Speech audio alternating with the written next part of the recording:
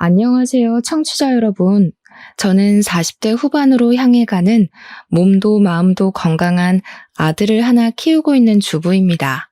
얼마 전에 아들의 학교에 일이 생겨서 찾아갔다가 겪게 된 기가 막힌 이야기를 여러분들께 들려드리기 위해서 이곳을 이렇게 찾아오게 되었습니다. 여러분들은 다양한 의미로 살면서 잊을 수 없는 사람이 몇이나 되실까요? 저는 사실 손에 꼽히는 수준으로 적게 있었는데 제가 어린 시절부터 당했던 수모를 잊지 못해 기억하는 사람들이었습니다. 제 인생의 끈을 놓게 만들고 싶었던 사람들이자 악착같이 이를 악물게 한 사람들이기도 하고요. 절대로 잊어서는 안 될 인간들이라 마음 깊은 곳에 꽁꽁 감춰둔 판도라 상자 같은 것입니다. 저는 그 사람들 덕분에 어떻게 보면 제 인생을 함께 걸어나갈 동반자를 만나기도 했지만 반대로 그 인간들을 만나지 않았다면 비뚤어지지 않았을 것 같기도 합니다. 제가 애둘러서 이렇게 표현을 하니 어떤 이야기가 펼쳐질지 상당히 궁금하시죠? 제 이야기를 듣다 보면 여러분들도 저와 함께 이를 갈게 될지도 모르겠습니다. 아마 지금의 저는 모든 것을 다 포용하고 해탈할 수 있는 상태이기 때문에 청취자 여러분들도 이야기의 끝을 함께 하신다면 저를 꼭 안아주고 싶어지실지도 모르겠습니다. 잘했다, 잘 살았다, 힘내라.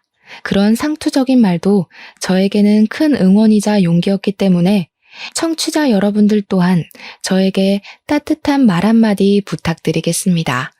언어라는 것은 마음속에 담아두지 말고 표현을 해야 하는 거라고 하더라고요. 저도 제가 받았던 이 상처를 말로써 표현을 해보려고 이렇게 사연을 올려봅니다. 제 사연이 여러분들께 소개가 될지 긴가민가 하지만 그래도 한번 용기를 내서 다 털어버리겠다는 마음으로 줄줄이 제 이야기를 늘어놓아 보겠습니다. 함께 울고 함께 웃어주신다면 더할 나위 없이 이 글을 쓰게 된 저의 용기를 칭찬하게 될 것 같습니다. 그렇다면 지금부터 제 아픈 이야기, 황당한 이야기를 들려드릴게요. 태어났을 때 누구는 금수저를 물고 태어나고 누구는 흙수저를 물고 태어난다고 요즘은 그렇게들 많이 표현을 하더라고요.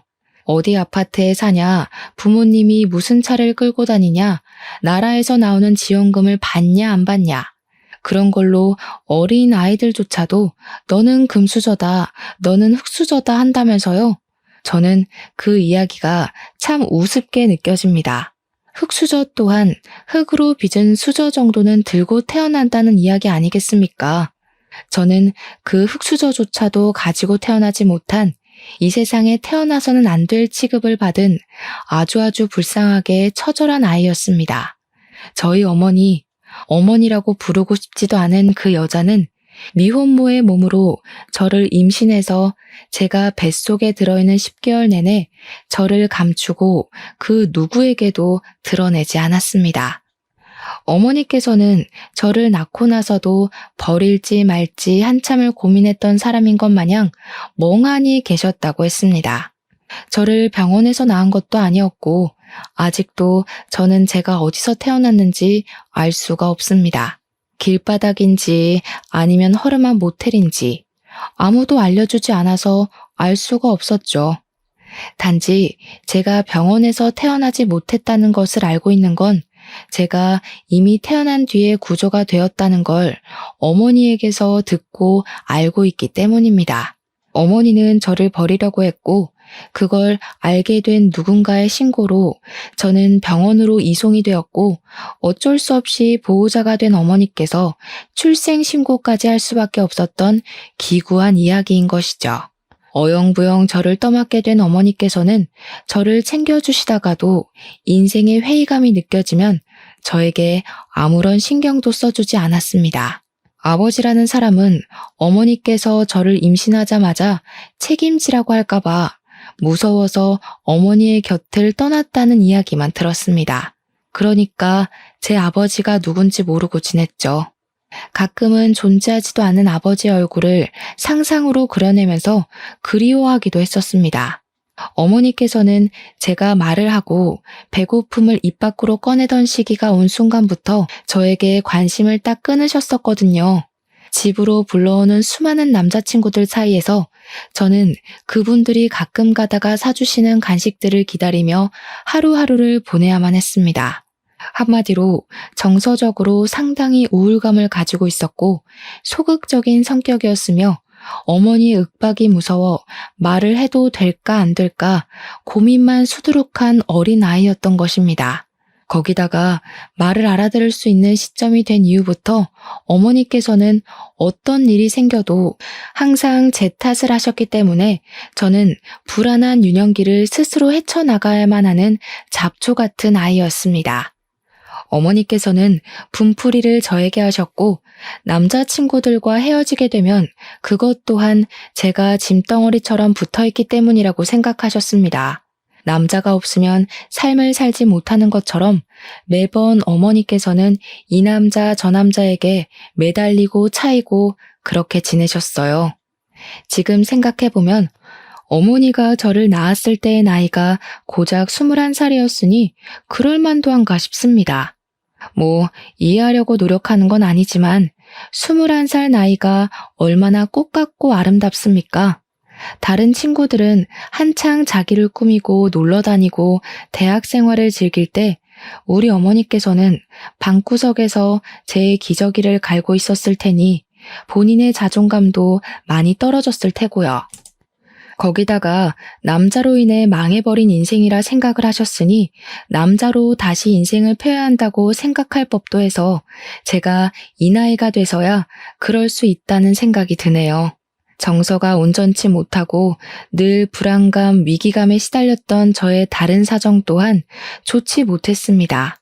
그러니까 어머니께서 남자친구를 만나고 있을 때는 전기도 들어오고 가스도 들어오긴 했지만 남자친구와 헤어져 아무런 생활비 지원을 받지 못하게 되면 그마저 뚝 끊겼습니다.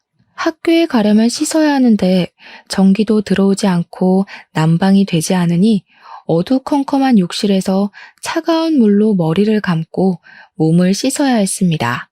가난이 정말 싫었지만 그보다 더 싫은 건 너네 집 엄청나게 가난하다며?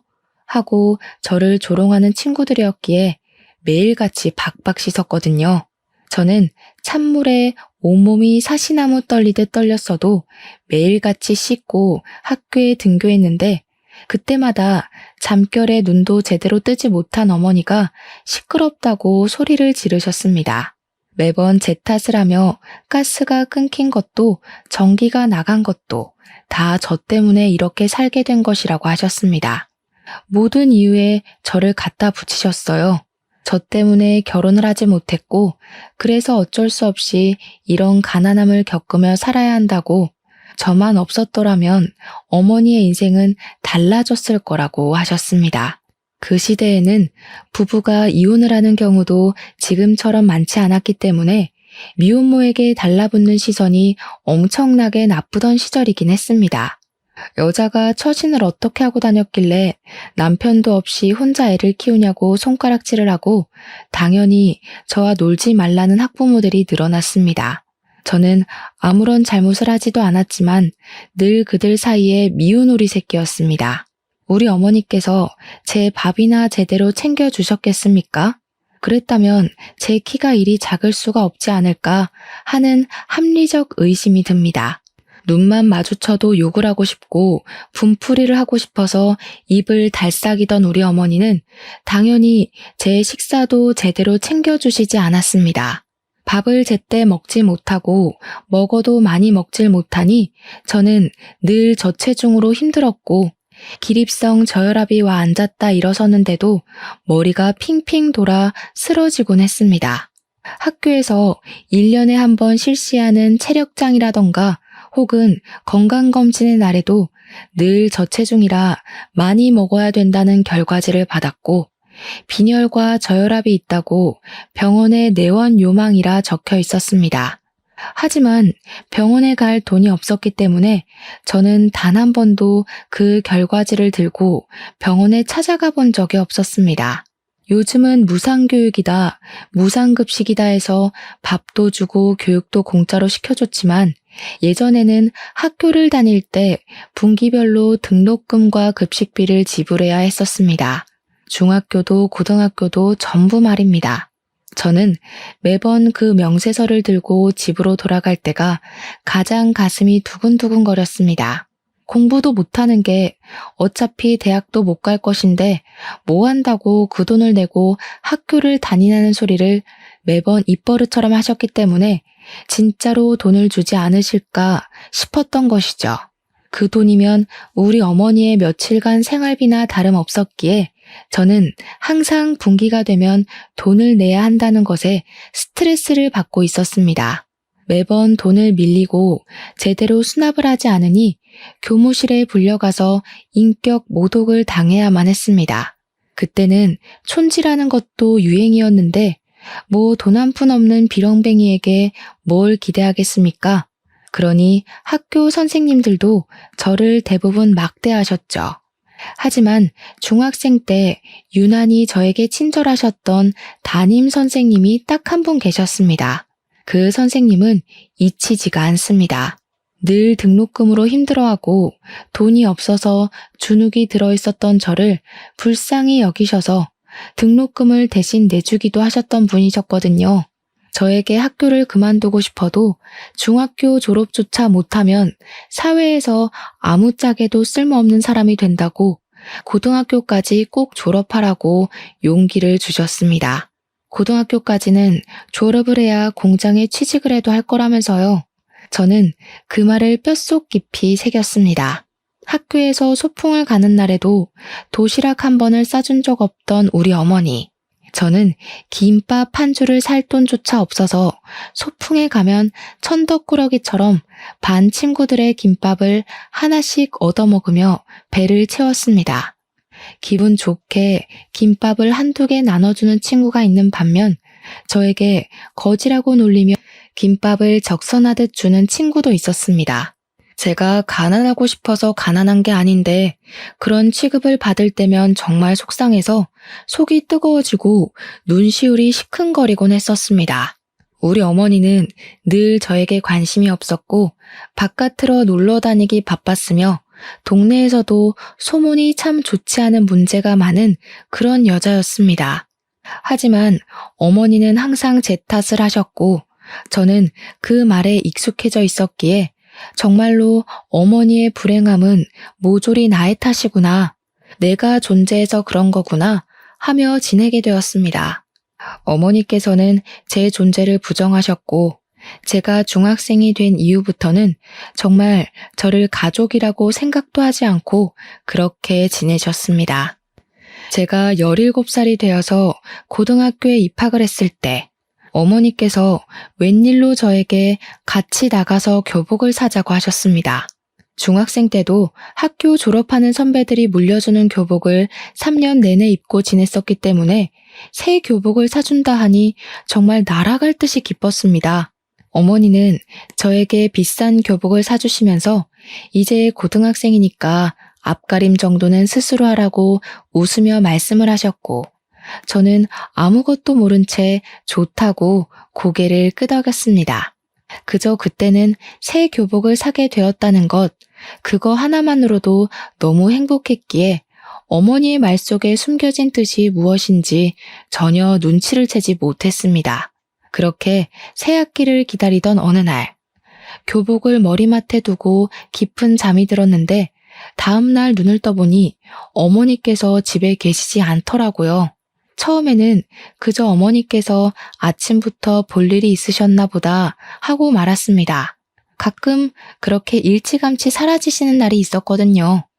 그런데 그날 밤이 되도록 어머니께서는 집에 돌아오지 않으셨고 저는 자고 있으면 알아서 들어오시겠지 하면서 잠을 청하게 되었습니다. 제 예상과는 달리 어머니께서는 그날도 집에 돌아오지 않으셨고 저는 어디 가까운 곳으로 여행이라도 가셨나 보다 하면서 학교를 아무렇지 않게 다니고 있었습니다. 3일이 지나도록 어머니께서 돌아오지 않자 저는 점점 불안해졌고 일주일이 지난 시점에서야 알게 되었습니다. 어머니께서 저를 버리고 혼자서 떠나셨다는 사실 말입니다. 어머니께서 떠나셨다는 걸 자각하게 되었을 때 저는 정말 눈앞이 캄캄해지는 느낌을 받았습니다.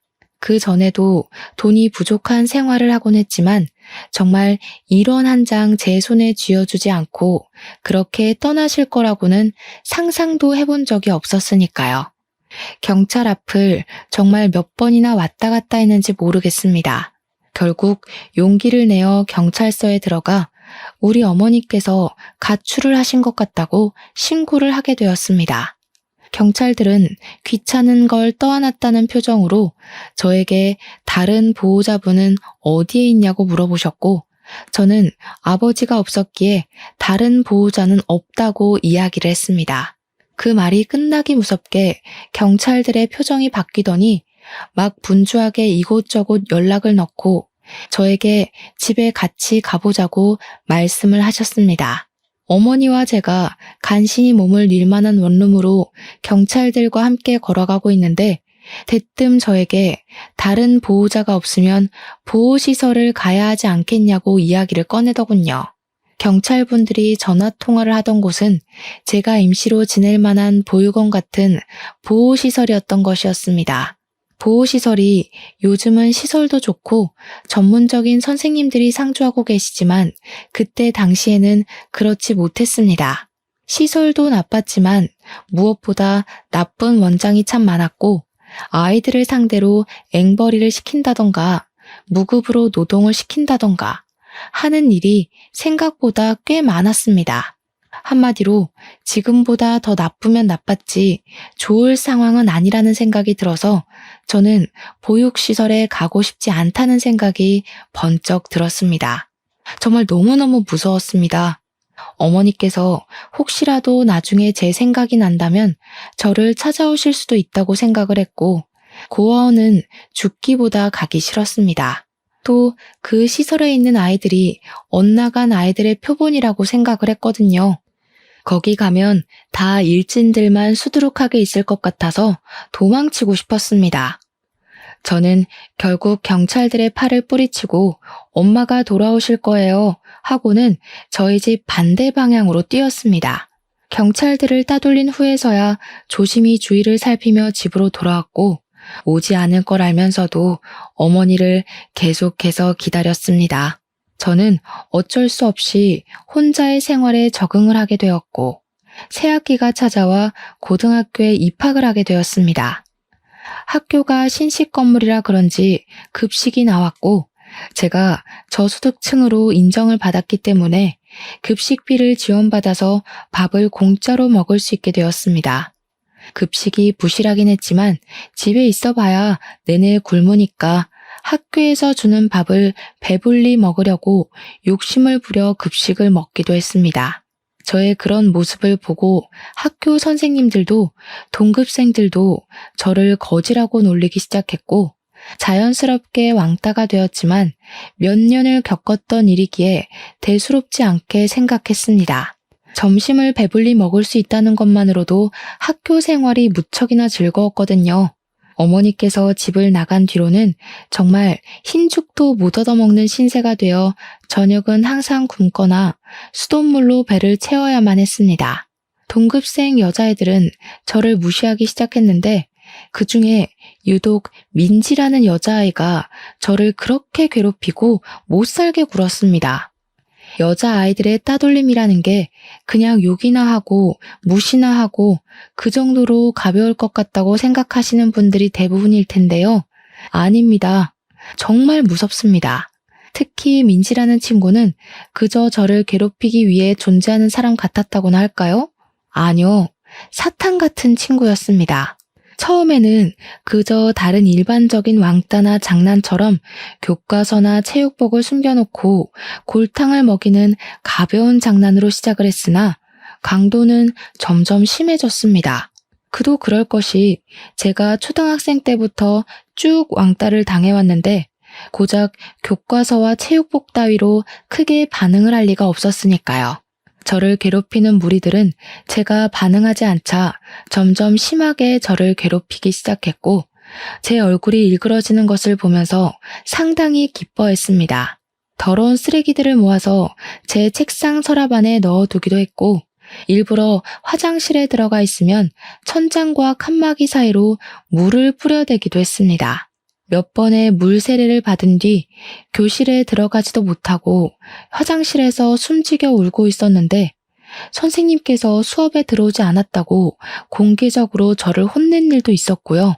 수업이 다 끝나고 집에 돌아가는 길에도 학교에서 쳐다본 게 기분이 나빴다며 저를 뒷골목으로 불러서 괴롭히는 일도 있었습니다. 몇 번의 반복 끝에도 저는 그 괴롭힘에 익숙해지지 않았고, 더 이상은 견디기 힘들어 어른들에게 도움을 요청하려고 했지만 제 편을 들어줄 어른이 하나도 없었습니다. 결국 저는 큰 결심을 하고 선생님을 찾아갔더니 친구들 사이에서 그럴 수도 있지 않냐고 하시며 가해자의 편에 서서 이야기를 하시더라고요. 저에게 성격에 문제가 있을 수도 있으니까 반 친구들이랑 잘 지내보려고 노력을 해보라고 하시면서 마치 제가 가해자인 것처럼 이야기를 하셨습니다. 결국 저는 참다 경찰서를 찾아가게 되었고, 경찰서에서는 학교에 신고가 접수되었다며 찾아와 가해 학생들을 불러냈습니다. 하지만 학교 측에서 학생들이기 때문에 수업을 뺄 수 없다고 완강하게 거부를 했고, 우리 학교에서는 학교 폭력이라든지 왕따 같은 것은 없다고 딱 잘라 말했습니다. 그 뒤에 담임 선생님께서 저를 불러다가 같은 반 친구들끼리 장난도 치고 하는 거지, 그런 걸로 경찰에 신고를 하면 안 된다고 저를 혼내셨습니다. 제가 못된 아이고 염치도 없는 학생이고, 그러니 저에게 친구들이 하나도 없는 거라면서 저를 질책하시더라고요. 다행히 살던 집에서 쫓겨나는 일은 없었지만 제가 아르바이트를 하지 않고서는 생활을 전혀 할 수 없는 수준에 이르렀습니다. 눅눅해져 곰팡이가 피어버린 쌀은 더 이상 곤란해 먹을 수 없을 지경이었고, 반찬 같은 건 기대도 할 수 없는 수준이었습니다. 물조차 살 돈이 없었기에 수돗물을 떠다 마시고 있었는데, 그마저도 끊기기 일보 직전이어서 저는 일자리를 알아보게 되었습니다. 사실 그동안은 어머니께서 모든 공과금을 내고 계셨기에 저는 몰랐는데, 전기와 가스가 끊겨버린 터라 정부에서 저희 집을 방문하게 되었습니다. 제가 혼자 어두운 방구석에 있는 걸 보고 보호자는 어디에 있냐고 몇 번이나 물어보았는데, 저는 제 보호자가 어디에 있는지를 모르니 대답을 할 수 없었습니다. 저는 보육시설로 옮겨질 수 있다는 불안함에 사회복지사를 붙잡고 엉엉 울면서 보육원만큼은 가고 싶지 않다고 매달려야 했습니다.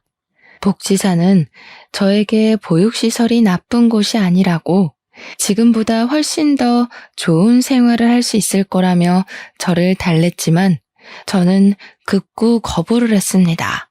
갖은 핑계를 다 대면서 혹시라도 돌아올 어머니를 기다리고 싶다고, 이 집으로 분명 돌아오실 거라고 필사적으로 보육시설에 가는 것을 거부했습니다. 결국 복지사는 주민센터와 연계해서 저를 지원해 줄 수 있는 국가법이 있나 찾아보기 시작했고, 저는 그제야 제가 몰랐던 사실 하나를 알게 되었습니다.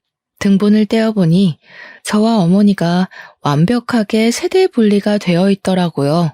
그러니까 저희 어머니는 저를 버리고 떠나서 재혼을 하시고 살림을 차린 것입니다. 저를 버리고 떠나서 새 남자를 만나서 잘 먹고 잘 사는 건지, 제 걱정은 정말 단 한 번도 하지 않은 건지, 당연히 이 부분도 제가 하염없이 어머니를 기다리고 있는 걸 알고 있는 주민센터 공무원분께서 연락을 해주셔서 알게 되었습니다. 제가 혼자 너무 힘들게 생활하고 있으니 몰래 우리 어머니를 찾아서 연락을 했는데, 어머니께서 딱 잘라 말씀하셨다고 하더라고요. 자기에게는 딸 같은 거 없다고. 걔 내 딸 아니고 잠시 맡아 키워준 거라고요. 죽든 말든 상관없으니 연락하지 말라고 하셨다네요. 저는 완벽하게 버려졌다는 기분을 처음으로 느끼게 되고 완전히 자포자기를 하게 되었습니다.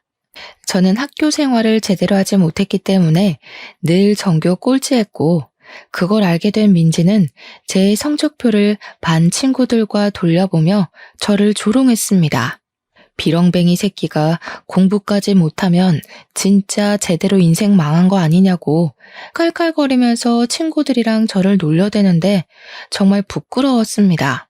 제 교과서를 찢으면서 공부도 못하는 게 이런 게 필요하긴 하겠냐고 쓰레기통에 버리기도 했습니다. 민지는 소위 말하는 일진이라는 선배 오빠들과 어울려 다니면서 오토바이를 타고 폭주족 흉내를 내고 담배를 태우고 술을 마시기도 했습니다. 제가 편의점에서 일을 하는 것을 알게 된 민지는 학교가 끝이 나면 제가 일하는 편의점에 찾아와서 담배를 내놓으라고 저를 협박하기도 했습니다. 저는 절대로 줄 수 없다고 말렸지만 제 머리를 툭툭 치면서 비렁뱅이는 시키는 일이나 똑바로 하라고 모욕을 주더라고요. 결국에는 일진 오빠들까지 데리고 와서 저를 위협하며 협박을 했고 저는 울면서 사정했지만 결국 담배를 강탈당하고 말았습니다. 거기서 조용히 넘어갔으면 행복한 결말이었을지 모르겠지만 세상은 항상 제 편을 들어주지 않았습니다. 그들이 길거리에서 담배를 피우다가 신고를 당하게 되었고 경찰이 조사를 하다가 저희 편의점까지 찾아오게 된 것입니다. 당연히 편의점은 영업정지를 당하게 되었고 화가 나신 점주님은 저에게 일방적인 해고 통보를 내렸습니다. 저는 어쩔 수 없는 일이었다고 변명을 했지만 어른들의 사정에 제 이유 따위는 중요하지 않았던 것이죠. 점주님은 저에게 영업 손실까지 책임을 지라고 돈을 내놓으라 하셨습니다. 저는 얼마 되지 않는 돈이지만 적금을 부었던 통장을 깨서 점주에게 고스란히 바쳐야 했습니다. 저는 악착같이 신문 배달을 하고 패스트푸드점이며 제가 할 수 있는 일은 빠짐없이 다 하면서 일을 하고 하루하루를 버텨나갔습니다. 고등학교 2학년이 되고 나서 민지와 드디어 다른 반으로 갈라지게 되었고 저는 학교 생활에 한 줄기 빛을 본 듯한 기분이 들었습니다. 물론 다른 학교로 떨어진 것은 아니니까 언제든지 저를 찾아와서 괴롭힐 수 있다고 생각을 했지만 쉬는 시간만 잘 피해 다니면 되겠다고 생각을 했습니다. 저는 행복한 상상을 하며 지내고 있었는데 어느 날 집주인분께서 저를 찾아와 전세금 300만 원 올려달라고 하셨습니다.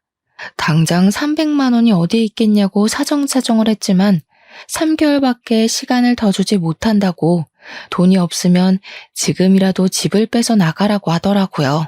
저는 하늘이 무너지는 듯한 기분이 들었지만 3개월 동안 300만 원을 모으지 못할 이유가 없다고 생각해서 다음 날부터 바로 인력센터로 출근했습니다. 공사장 막노동이라도 좋으니 돈을 벌 수 있게 해달라고 빌었고 건물 청소부터 택배 상하차까지 미친 듯이 일을 했습니다. 그 결과 2달이 조금 넘는 시간 만에 300만 원을 모아 집 주인분께 전세금을 드릴 수 있었습니다.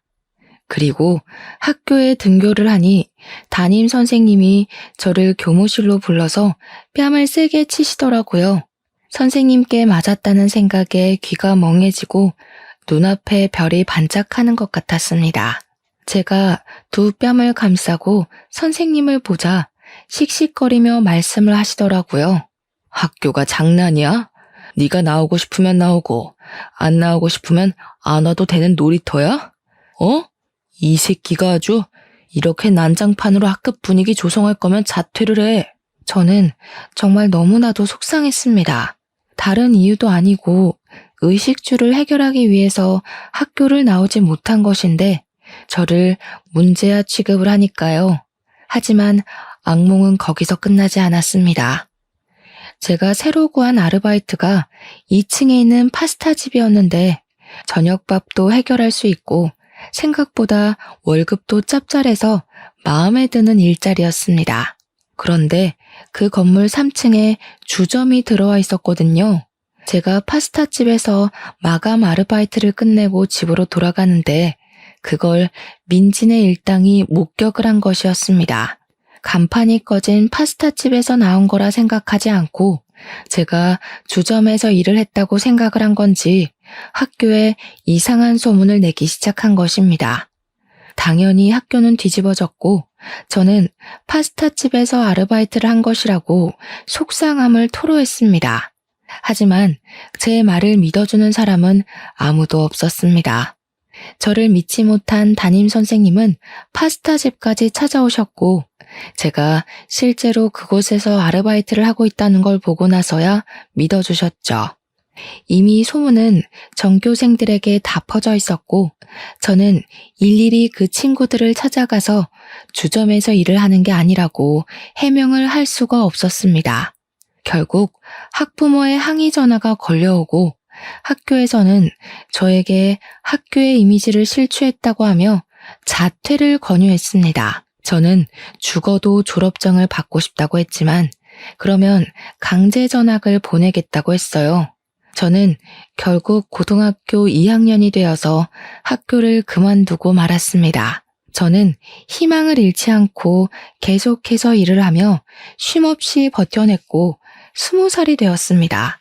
취직을 하고 싶었지만 내세울 게 없고 고등학교마저 중퇴이니 취직을 할 수 없었습니다.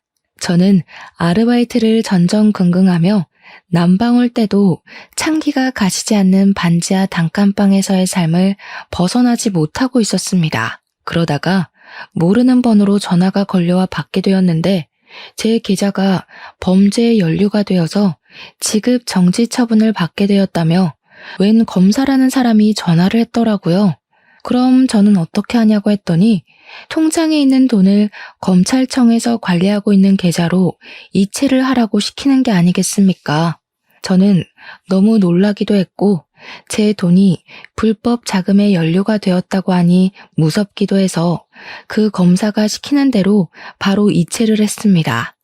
다들 예상하셨다시피 그 전화는 보이스피싱 전화였고 저는 정말 제 평생을 모아온 돈 800만 원을 그 전화 한 통화에 전부 잃게 되었습니다.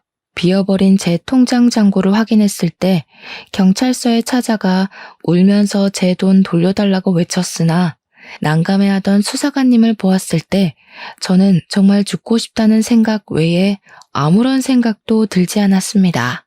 저는 왜 이런 운명을 달고 태어나서 이렇게 불쌍하고 기구하게 살아야 하나 엄청 슬펐습니다. 저는 결심을 했습니다. 인생을 끝내기로요. 한강에서 이때까지 살아온 모든 삶을 포기하기로 마음먹고 다들 많이 오른다는 한강다리 정 가운데에 서서 해가 지는 노을을 바라보며 뛸 준비를 마쳤습니다. 어디에서 보니까 머뭇거리다가는 사람들이 말린다고 하기에 결심이 서자마자 난간을 밟고 재빠르게 뛰어내리려고 하는데 누가 뒤에서 저를 끌어안고 힘으로 난간에서 떼어놓더라고요. 죽기로 마음을 먹은 저는 초인적인 힘을 발휘해 난간을 뛰어넘으려고 애를 썼지만 그 남자의 힘에 밀려서 나자빠지게 됐습니다. 내가 죽겠다는데 당신이 뭔데 나를 방해해? 아직 고등학생 같은데 뭐 때문에 벌써 삶을 끝내려고 하는 거야? 오히려 저에게 소리를 치면서 화를 내는 남자 옆에는 중년의 아저씨도 함께 있었습니다. 둘이 부자지간으로 보였는데 남자는 계속해서 저에게 고등학생이 하면서 화를 내더라고요. 제가 돈이 없어서 옷을 사지 않았기에 20살에도 내내 교복을 입고 지냈었거든요. 이렇게 사느니 그냥 죽는 게 낫다고요. 제 말에 남자와 아저씨는 저를 힘으로 질질 끌고 다리 밖으로 나와 근처에 보이는 커피숍에 들어가 저에게 따뜻한 차 한 잔을 사주셨습니다. 저에게 죽을 힘으로 살라고 하는데 그 말도 버겁고 억울해서 눈물이 나오더라고요. 당신들이 뭘 한다고 저한테 그런 소리를 하세요? 부모한테 버림을 받고 평생을 돈이 허덕이며 살다가 겨우겨우 모은 돈까지 보이스피싱 당했다고요. 처음 보는 사람들 앞에서 엉엉 울면서 콧물까지 쏟으니 그 부자가 당황해 하더라고요.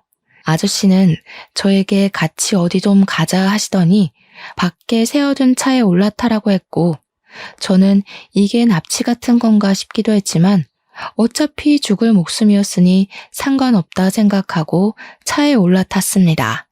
차 안에서 이야기를 하는데 남자는 27살이고 사진작가로 일을 하고 있다고 했고, 아저씨는 예상대로 그 남자의 아버지였습니다.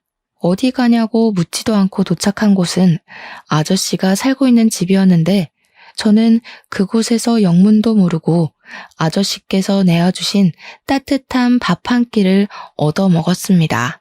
밥을 다 먹고 뻘쭘하게 앉아 있는데 아저씨께서 저에게 지갑에 있는 돈을 다 털어주시면서 내일도 이 돈으로 밥을 사 먹으라고 하셨습니다. 남자는 저에게 명함을 주면서 일을 할 곳이 없어서 걱정이라면 본인의 사진 보조로 써주겠다고 찾아오라고 했습니다. 저는 그 집에서 나와 골목을 걷다가 그 아저씨가 준 돈을 주머니에 넣었고, 다음날 아저씨가 말씀하셨던 것처럼 그 돈으로 점심을 사 먹었습니다. 일주일 동안 고민을 하다 결국 남자에게 받은 명함에 적힌 번호로 전화를 걸었고, 굶지는 않게 해주겠다는 말에 남자의 보조로 일을 하게 되었습니다. 남자는 포토상을 받기도 했던 신인 작가였고 이름을 점점 알리고 있는 사람이며 작업물 또한 꽤 되는 전문가였습니다. 저는 그 남자 옆에서 4년이라는 시간 동안 카메라를 정리하고 필요한 렌즈를 전달하고 인화 작업을 돕고 조명을 설치하는 일을 하며 완벽한 보조로서 손발을 맞춰가게 되었습니다. 처음에는 이 일을 얼마나 할 수 있을까 싶었지만 밥도 몇 끼 챙겨주고 월급까지 섭섭지 않게 챙겨주니 일이 고돼도 버티게 되더라고요. 저는 그렇게 같이 일을 하며 정을 붙이고 7살이라는 나이를 극복하고 결혼까지 하게 되었습니다. 남편의 어머니는 남편이 어린 시절 일찌감치 돌아가셔서 남편은 시부와 둘이서 아웅다웅하며 살았다고 하더라고요.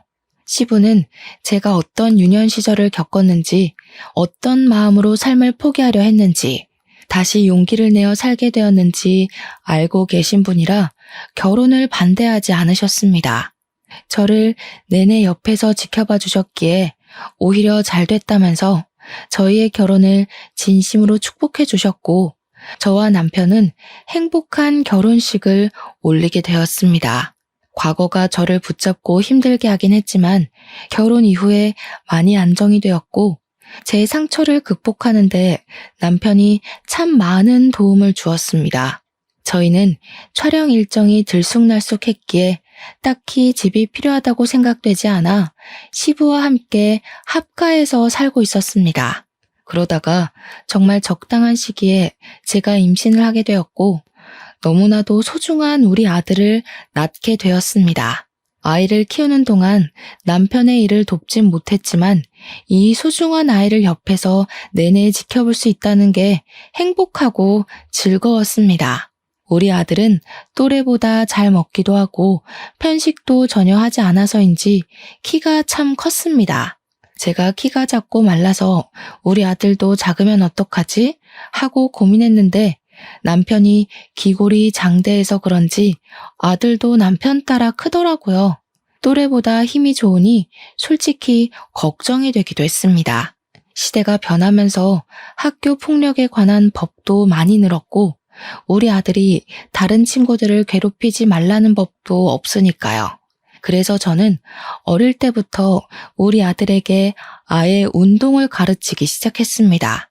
운동을 배우면 힘을 어떻게 사용해야 할지 스스로 깨칠 것 같아서 가르쳤는데 우리 아들이 운동에 정말 소질이 있어서 어릴 때부터 대회에 나가서 상도 받고 하더라고요. 태권도, 검도, 합기도를 시키고 12살 때부터는 아예 유도까지 정식으로 가르치기 시작했습니다. 15살이 되었을 때는 복싱을 배워보고 싶다는 아들의 말에 프로복서가 운영하는 운동장에 아들을 등록시켜서 복싱을 가르치기도 했습니다.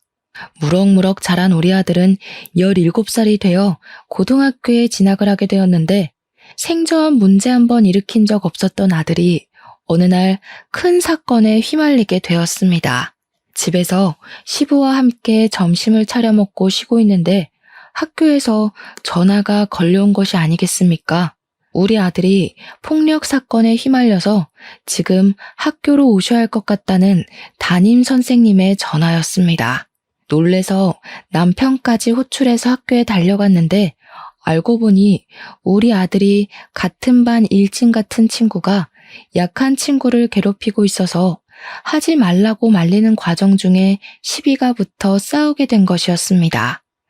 학교 선생님들도 평소 수업 태도가 좋은 우리 아들의 편을 들었고 사건의 전말을 다 알고 있어 일진 친구를 전학 보내기로 결정을 내렸다고 하더라고요. 하지만 일진 학생 부모가 학교에 찾아와서 자기 아들이 맞았으니 피해자인데 왜 우리 아들이 전학을 가냐고 난동을 부리고 있다는 겁니다. 저는 일단 우리 아들이 일진 학생과 싸웠기에 이야기를 나누려고 갔는데 거기에는 왕따를 당하던 학생 네 부모님도 같이 자리를 하고 있더라고요. 일진 학생의 부모 얼굴을 보는데 이상하게 얼굴이 낯이 익은 게 아니겠습니까? 그 순간 딱 기억이 나더라고요. 네, 바로 민지였습니다. 지금 우리 아들을 때려놓고 뻔뻔하게 얼굴을 들고 나타나? 너 혹시 땡땡 고등학교 나온 강민지 아니니? 그러니까 저를 빤히 보더니 기억해내고는 기가 막히다는 듯이 웃더라고요. 그 순간 피해자 학생의 부모가 소리를 쳤습니다. 뻔뻔하게 우리 아들을 괴롭힌 놈이 피해자라고 나서는 게 어이가 없어 정말? 이러는 거 쪽팔리지도 않아요? 지금이 어느 시대인데 너 학교 다닐 때도 그렇게 일진짓거리를 하고 담배 피우고 오토바이 타고 하더니 변한 게 하나도 없구나. 뭐? 뭐가 어쩌고 어째? 담배를 피우고 오토바이를 타요? 우리 와이프가? 순간 민지가 사색이 되어서 입을 합 다무는데 민지 남편이 민지를 확 째려보면서 말을 하더라고요. 학교 다닐 때 조신하게 공부만 했다고 그래서 유학도 갔다 왔다고 하더니 생양아치였다고? 제가 누굴 닮았나 했더니 이것은 사기꾼 아니야? 그러면서 갑자기 민지네 부부가 부부싸움을 시작하는 게 아니겠습니까? 피해자 학생 부모와 저희 부부 모두 어이가 없었죠. 민지가 오해가 있다면서 자기가 다 설명할 테니 시부모에게는 비밀로 해달라고 남편에게 사정사정을 하는데 제가 이때다 싶어 폭로를 이어나갔습니다. 오해는 무슨 오해야. 너 내가 일하던 편의점에 와서 담배 내놓으라고 난리쳐서 영업 정지까지 먹였잖아. 제 말에 민지 남편이 거칠게 넥타이를 풀면서 쪽팔려 죽겠다고 소리를 치더라고요. 그러던 와중에 교무실에 웬 노부부가 나타나서는 민지 아들한테 달려가 우리 손주, 귀한 우리 손주 얼굴 누가 이렇게 만들었냐고 침 튀기며 소리를 지르더군요. 제 아들의 멱살을 잡은 할머니가 네가 우리 손주 때린 거냐고 난리를 치는데 남편이랑 저랑 기가 막혀서 빤히 바라보았습니다. 그런데 정말 다시 생각해도 너무 소름 끼치고 어이가 없네요. 그 할머니가 글쎄 저를 버리고 떠난 제 친모이지 뭡니까? 엄마? 순식간에 찬물을 끼얹은 것 마냥 조용해지고 친모는 저를 보더니 손을 벌벌 떨면서 얼굴이 시퍼렇게 질리더군요. 제 남편도 어리둥절해서 저를 바라보는데 보아하니 친모랑 재혼한 남자의 아들이 민지의 남편인 것이었습니다. 교무실은 완전히 난장판이 되었죠. 저 사람이 너 버리고 갔다는 그 친모? 하루아침에 가출을 하더니 딴 남자랑 재혼해서 나 같은 거 모른다고 했던 그 친모. 이게 다 무슨 소리야? 딸아이 하나 있던 거 전 남편이 데려갔다고 하지 않았어? 그래서 우리 아들을 친자식처럼 생각하고 싶다고 그랬잖아. 그들의 막장 이야기를 듣다 보니 상황이 모두 정리가 되더라고요. 민지는 제 남편에게 요조 숙녀인 척 연기를 했고 날라리처럼 행동했던 지난 과거를 전부 청산하고 시집을 간 것이었습니다. 친모는 전 남편에게 저를 빼앗기고 상심이 큰 엄마 역할을 하며 새로 생긴 새 아들에게 현모양처 코스프레를 하면서 헌신을 다하고 있었던 것이고요. 하필이면 민지 아들이 큰 사고를 치는 바람에 판도라의 상자가 열려버린 거죠. 저는 그 태풍 한가운데 있는 태풍의 눈이었고요. 민지고 친모고 저에게 매달리며 오해 좀 풀어달라고 하는 거 저는 싹 무시하고 그들이 알고 싶어하는 진실을 알려주었습니다. 민지 쟤는 일진이었고 술 담배는 기본으로 했죠. 양아치 오빠들이랑 어울려 다니면서 오토바이를 탔고요. 저를 엄청나게 괴롭혀서 자살까지 생각했었어요. 저기 제 엄마는 제가 고등학생이 되자마자 인사도 없이 저를 버리고 떠나서는 복지사들이 찾아가자 저 같은 거 모르는 아이라고 친자식 아니라고 부정했고요. 저는 엄마 때문에 돈 한 푼 없이 학교도 제대로 졸업 못했고요. 몇 번이고 죽고 싶었습니다. 교무실에서 배신당한 두 남자의 투닥거림이 시작되었고 곧 욕설이 난무하는 난장판이 되었습니다. 학교에서는 골치 아파하며 결국 민지의 아들을 전학 보내는 것으로 마무리 짓기로 했고요. 그 이후에 친모와 민지가 제 연락처를 어떻게 알았는지 연락이 와서는 저 때문에 둘 다 이혼하게 생겼다고 저를 원망하더라고요.